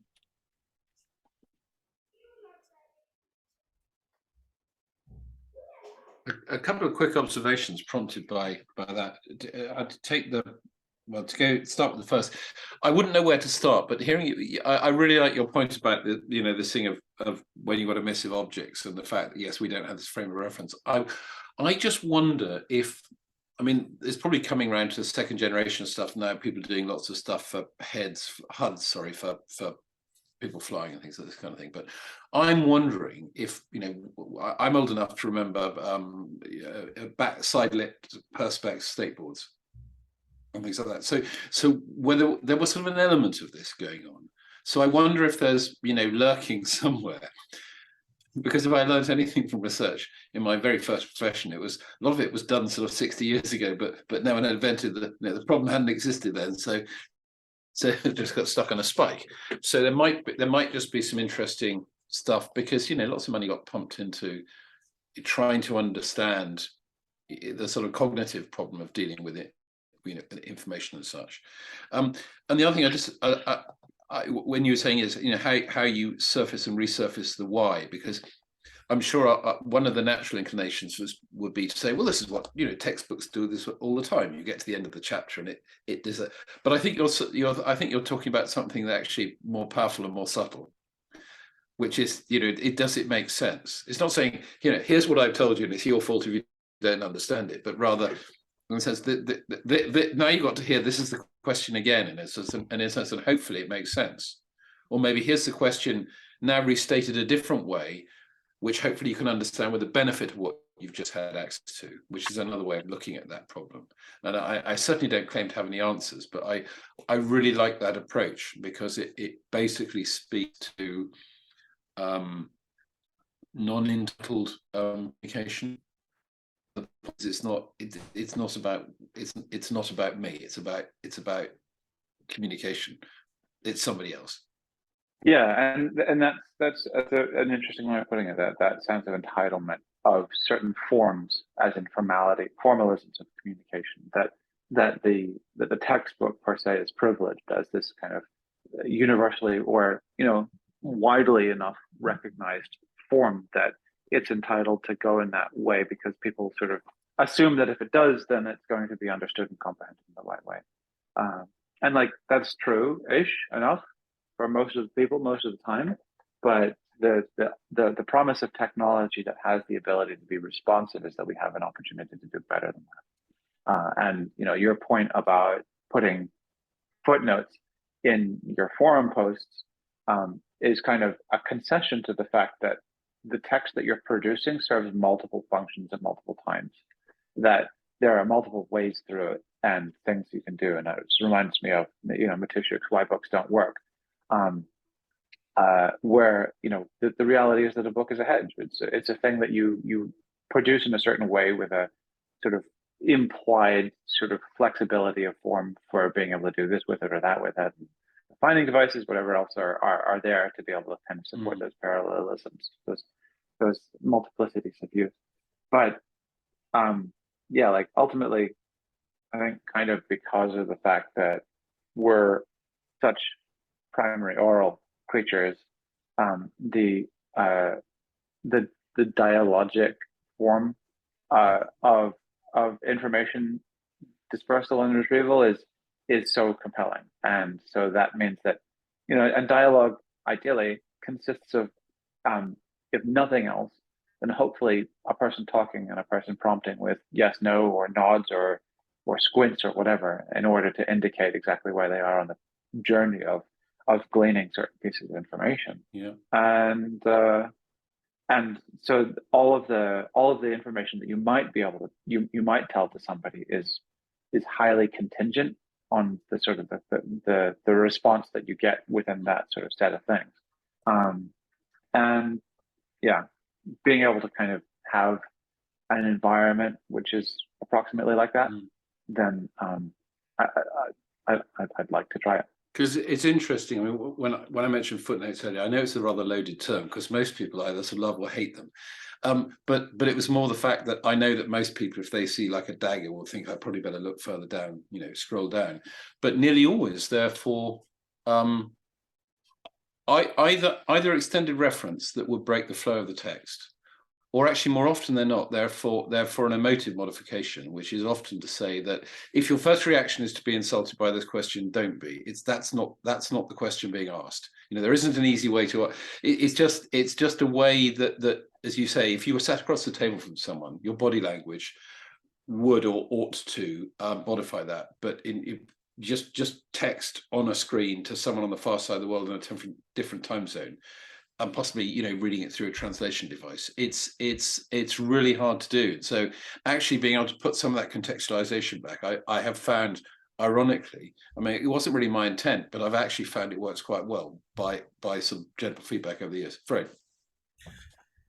Okay, yeah, fine. It's nice to be with you guys at the Groucho Club, getting drunk in the middle of the night. No question. Right, and I think I know that Brendel is being many-dimensional in his commentary here, and as are you, Mark. But you know, text, as you well know, Harari writes in *Sapiens*. Writing was invented to solve different problems than speech, right? And I think instead of, in addition to copying more aspects of speech, we should really look at what those aspects are. There's the non-linearity, there's the spatial aspect of it. The reduction of tone has benefit for people who may not be able to speak very well. Look at Karen Armstrong. She's a phenomenal intellect, and she's really changed wonderful things in writing. Her speaking presentation is a bit rubbish. She's a bit whiny. She talks forever, you know, all of that stuff. Teaching unlocks her intellect, right? And also, when you have a synchronous discussion like we have now, there's one kind of stimulation.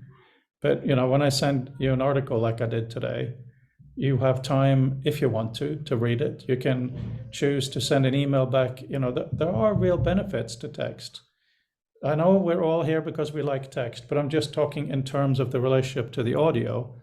It would be really interesting if maybe we do the opposite as well, and try to go as far away from audio as we can. But by doing both, like Doug's system, HLAM/T.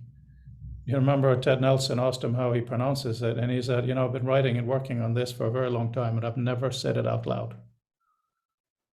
Right? It's a different method. Of course, Ted immediately suggested Hamlet, but that's another story. To pronounce it Hamlet. Yeah. So I don't.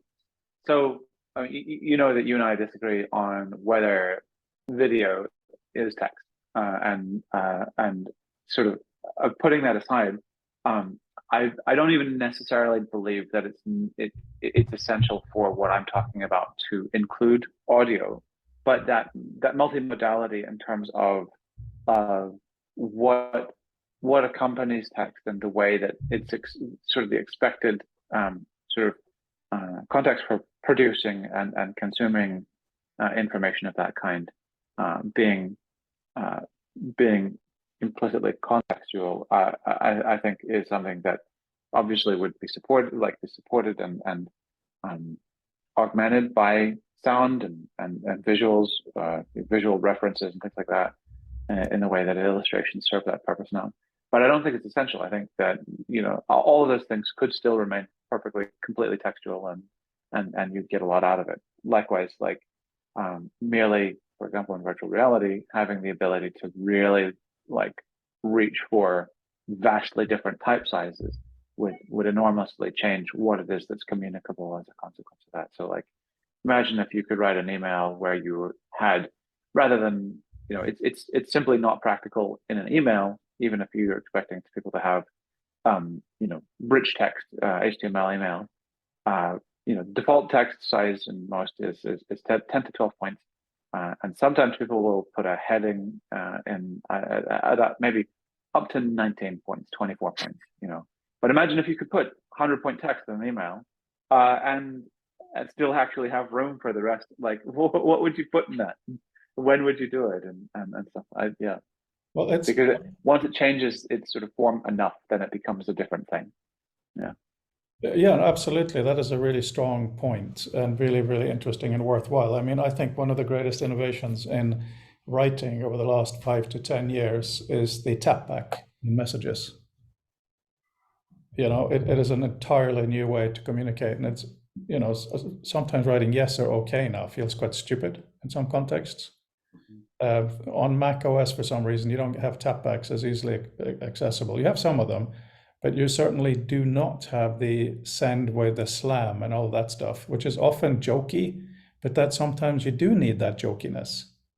So I'm absolutely not at all advocating, you know, let's keep 2 columns on a page and all of that stuff. Absolutely not. And also thinking about the piece that I wrote today, one of the things I write about is how amazing this thing that I have for citations in PDF. Oh, aren't I brilliant? But the actuality of what I've done is just to help show that me as an individual academic, oh, I've cited something, and the Mark edition of click on the citation to get more information. It's actually rubbish. You know, I am trying to improve it to the next level, but the point is that a lot of this is, and this goes back to what you were talking about, Mark, it is display, it is a peacock, it is unnecessary. A lot of citations are absolutely not necessary at all in the modern sense. You know, if you go back a couple of 100 years, the citations were all hidden, not because you were plagiarizing, but because you expected the other person to know what you were talking about, and therefore it almost became an intellectual game in a good sense, also sometimes in a bad sense. But when it comes to, you know, this is the Robert McNamara problem. You know, we're measuring things that are measurable. We're measuring body counts over Vietnam. We're not looking at the actual success of the communications. I think what you guys are talking about is supremely important. You know, how can we put real intent? Well, that's what you've explored in the document, in a sense, with moving. So the whole original thing of just, you know, having being able to sort of do something with a link was simply about signaling. It was borrowing shamefully from Wikipedia, but to a slightly different end, which is understanding what lies at the other end of this link, which was a real concern in the early days of hypertext. A lot of writing about it, because people sort of, you know, there was almost a fear of commitment. What's going to happen if I follow this link? You know, not that it mattered at all, but there was a real fear, because people weren't particularly used to the medium, that somehow they'd be sucked into a hole or something they didn't want. But in a sort of knowledge context, just being able to go, no, this link is probably taking the direction you want to go. And what's interesting in what you're bringing forward is it is now disintermediating the 2 parts of the display element of it, as it were, the fact that you can have something that shows you a bit more, as opposed to what you're actually shown. And you're absolutely right that the sort of first guess of what it might be shown was not great. I'd agree with you. At 4 minutes to the 2-hour mark, something really important comes up, and that is clicking on a link still is cognitive load. There are some articles out there saying horrible things with lots of citations, and you click on any of them and it says, this is a bullshit article. Right? It is to show that even clicking on a link is actual work, because it goes somewhere else. That's why certain kinds of pop-ups are useful. But I think what is interesting about VR, AR, XR, whatever, is the opposite. It is the promise that when you start with a basic piece of knowledge and you go in, you put that headset on, that it will explode into a miraculous knowledge space.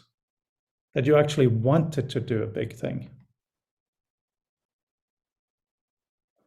You know, so much of what we're talking about when we argue back and forth about audio and stuff, it's a really good argument because no one here is saying we should only do simple stuff or not. It's just so amazing, the opportunity, but it's still hard to kind of guess what it would be.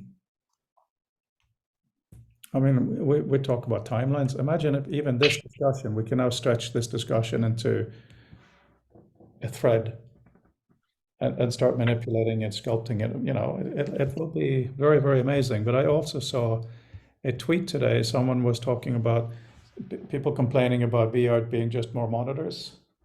But this person was arguing that's not a bad thing. There needs to be some easily communicable immediate benefits from AR, VR, and that is one of them. You know, for the kind of book that we have, I'm so excited about the arrow keys doing different things up and down and sideways.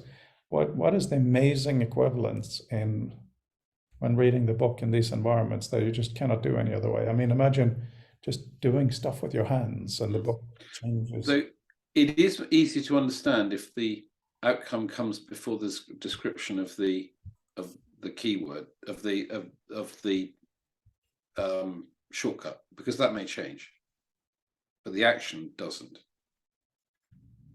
So, you know, it says to do Command X to do this, to cut, do Command X, because I never find myself looking, you know, but if I want to know how to cut something in a document, I have to ask, the problem might be that I might not know the right word for the cut, but otherwise you're back in something that I do use, and I even make some of the tools I support, which is a reverse lookup list, which is an alphabetical list of all the keys with the modifiers. Because when you have a very rich system, you run out of obvious letters. But just in terms of, that's one of the things I trip up on in some of the writing at the moment, is trying to understand what's being talked about, because I get sidetracked by being fed the shortcut that I don't need before the description of the thing that I do need to understand why I want a shortcut for it. It's not a, you know, don't, yeah. I'm circling around because I'm approaching this very softly, because I don't want to, I'm not trying to make a sort of a hard-edged critique. It's more that I've been trying to reflect on why it is I'm getting confused by something seemingly so trivial, but I think that's it. Yeah, no, I have the same problem with Blender tutorials, which spend, Blender is phenomenal tool, as hopefully you may have at least had a poke around. And the problem with it is that it's so vast as an application that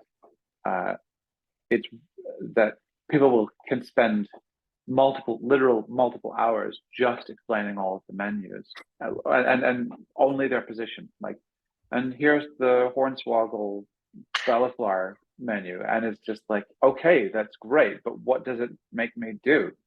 And yeah, it's that same thing where if it's action first, function second, then it's like that's cool, but you haven't told me why I need to know that. You haven't. I mean, I can tell basically from, you know, Zipf's law that if you've put that on it, then it must be important. You know, if it's like Control C V Alt PH, then it's like, well, that's whatever, unless it's, you know, Vim. But I don't agree with them. But yeah, whereas, you know, if you just press X, then it's like, oh, that must be something that you have to do a lot. Yeah. So yeah, I agree. That's such an interesting thing, because, you know, I know I've been repeating this, but just for context here with you guys, anybody can make a wonderful computer environment that can do billions of things if each single thing has its own command. Right, but that's just, I mean, one of the reasons Apple is successful is because they remove stuff, right? And when you play a video game, you have two kind of controllers, a few buttons, but you know, you move with this and you look with that. That's insanely powerful because it's so incredibly powerful. Flexible. Right, these two things in combination. And Mark, I agree with you. Keyboard shortcuts very easily run out of keys. That's why Liquid, it's based on 2 keyboard shortcuts. Category command, and that's very old-fashioned compared to what we can do now. But the whole opportunities like Randall keeps selling us, and I'm so excited by it, by using your hand. Sometimes it is better to have a controller, and these new controllers, by the way, are a ton better.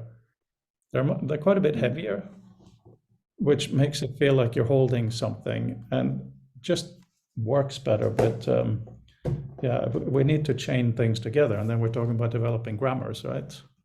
Very exciting. But it is interesting. What is an interesting thing I've learned from 14, 15 years now. I've been writing one particular hypertext sort of set of description of something is this really subtle interplay, and picking up on what Brandon was saying.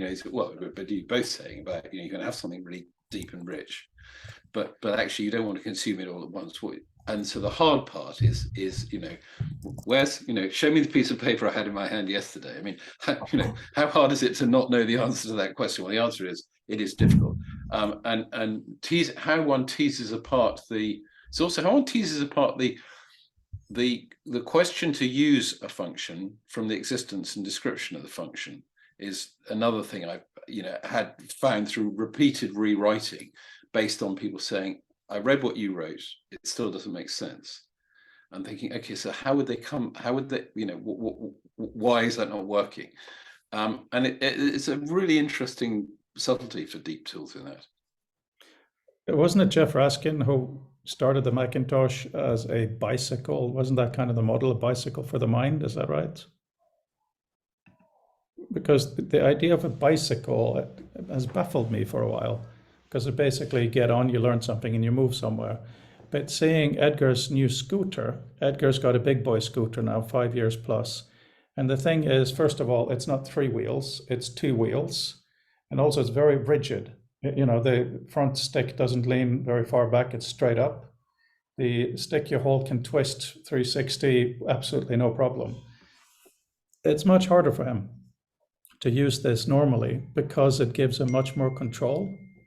So I'm trying to teach him the basic principle that more control means more effort. If you want to get somewhere with a bus, it's easy, but you have no control. So to watch him not just get from A to B, but to go up the hill and then he kicks the back of it and the whole thing flips around. We might call it an affordance, but it's really, really interesting to see something that simple, 2 wheels, stick, hold. That's all it is. But because of that, it gives these incredible. I wasn't talking to you, Siri. It doesn't, it's fun. Anyway, let's keep going on these discussions. I'm forever grateful for you guys. And in terms of kind of the writing prompts, these meetings we have are kind of thinking prompts, because I hope you have a similar thing of sometimes saying, oh, on Monday or Friday, we can talk about this thing and so on. So it's all very good. And thanks for the PDF. Yep. Have a great week. Please have a look, and I look forward to Friday. Obviously, hopefully I will have something small, additional, citation-wise to demo. Woohoo! Nerds, bye. Bye-bye.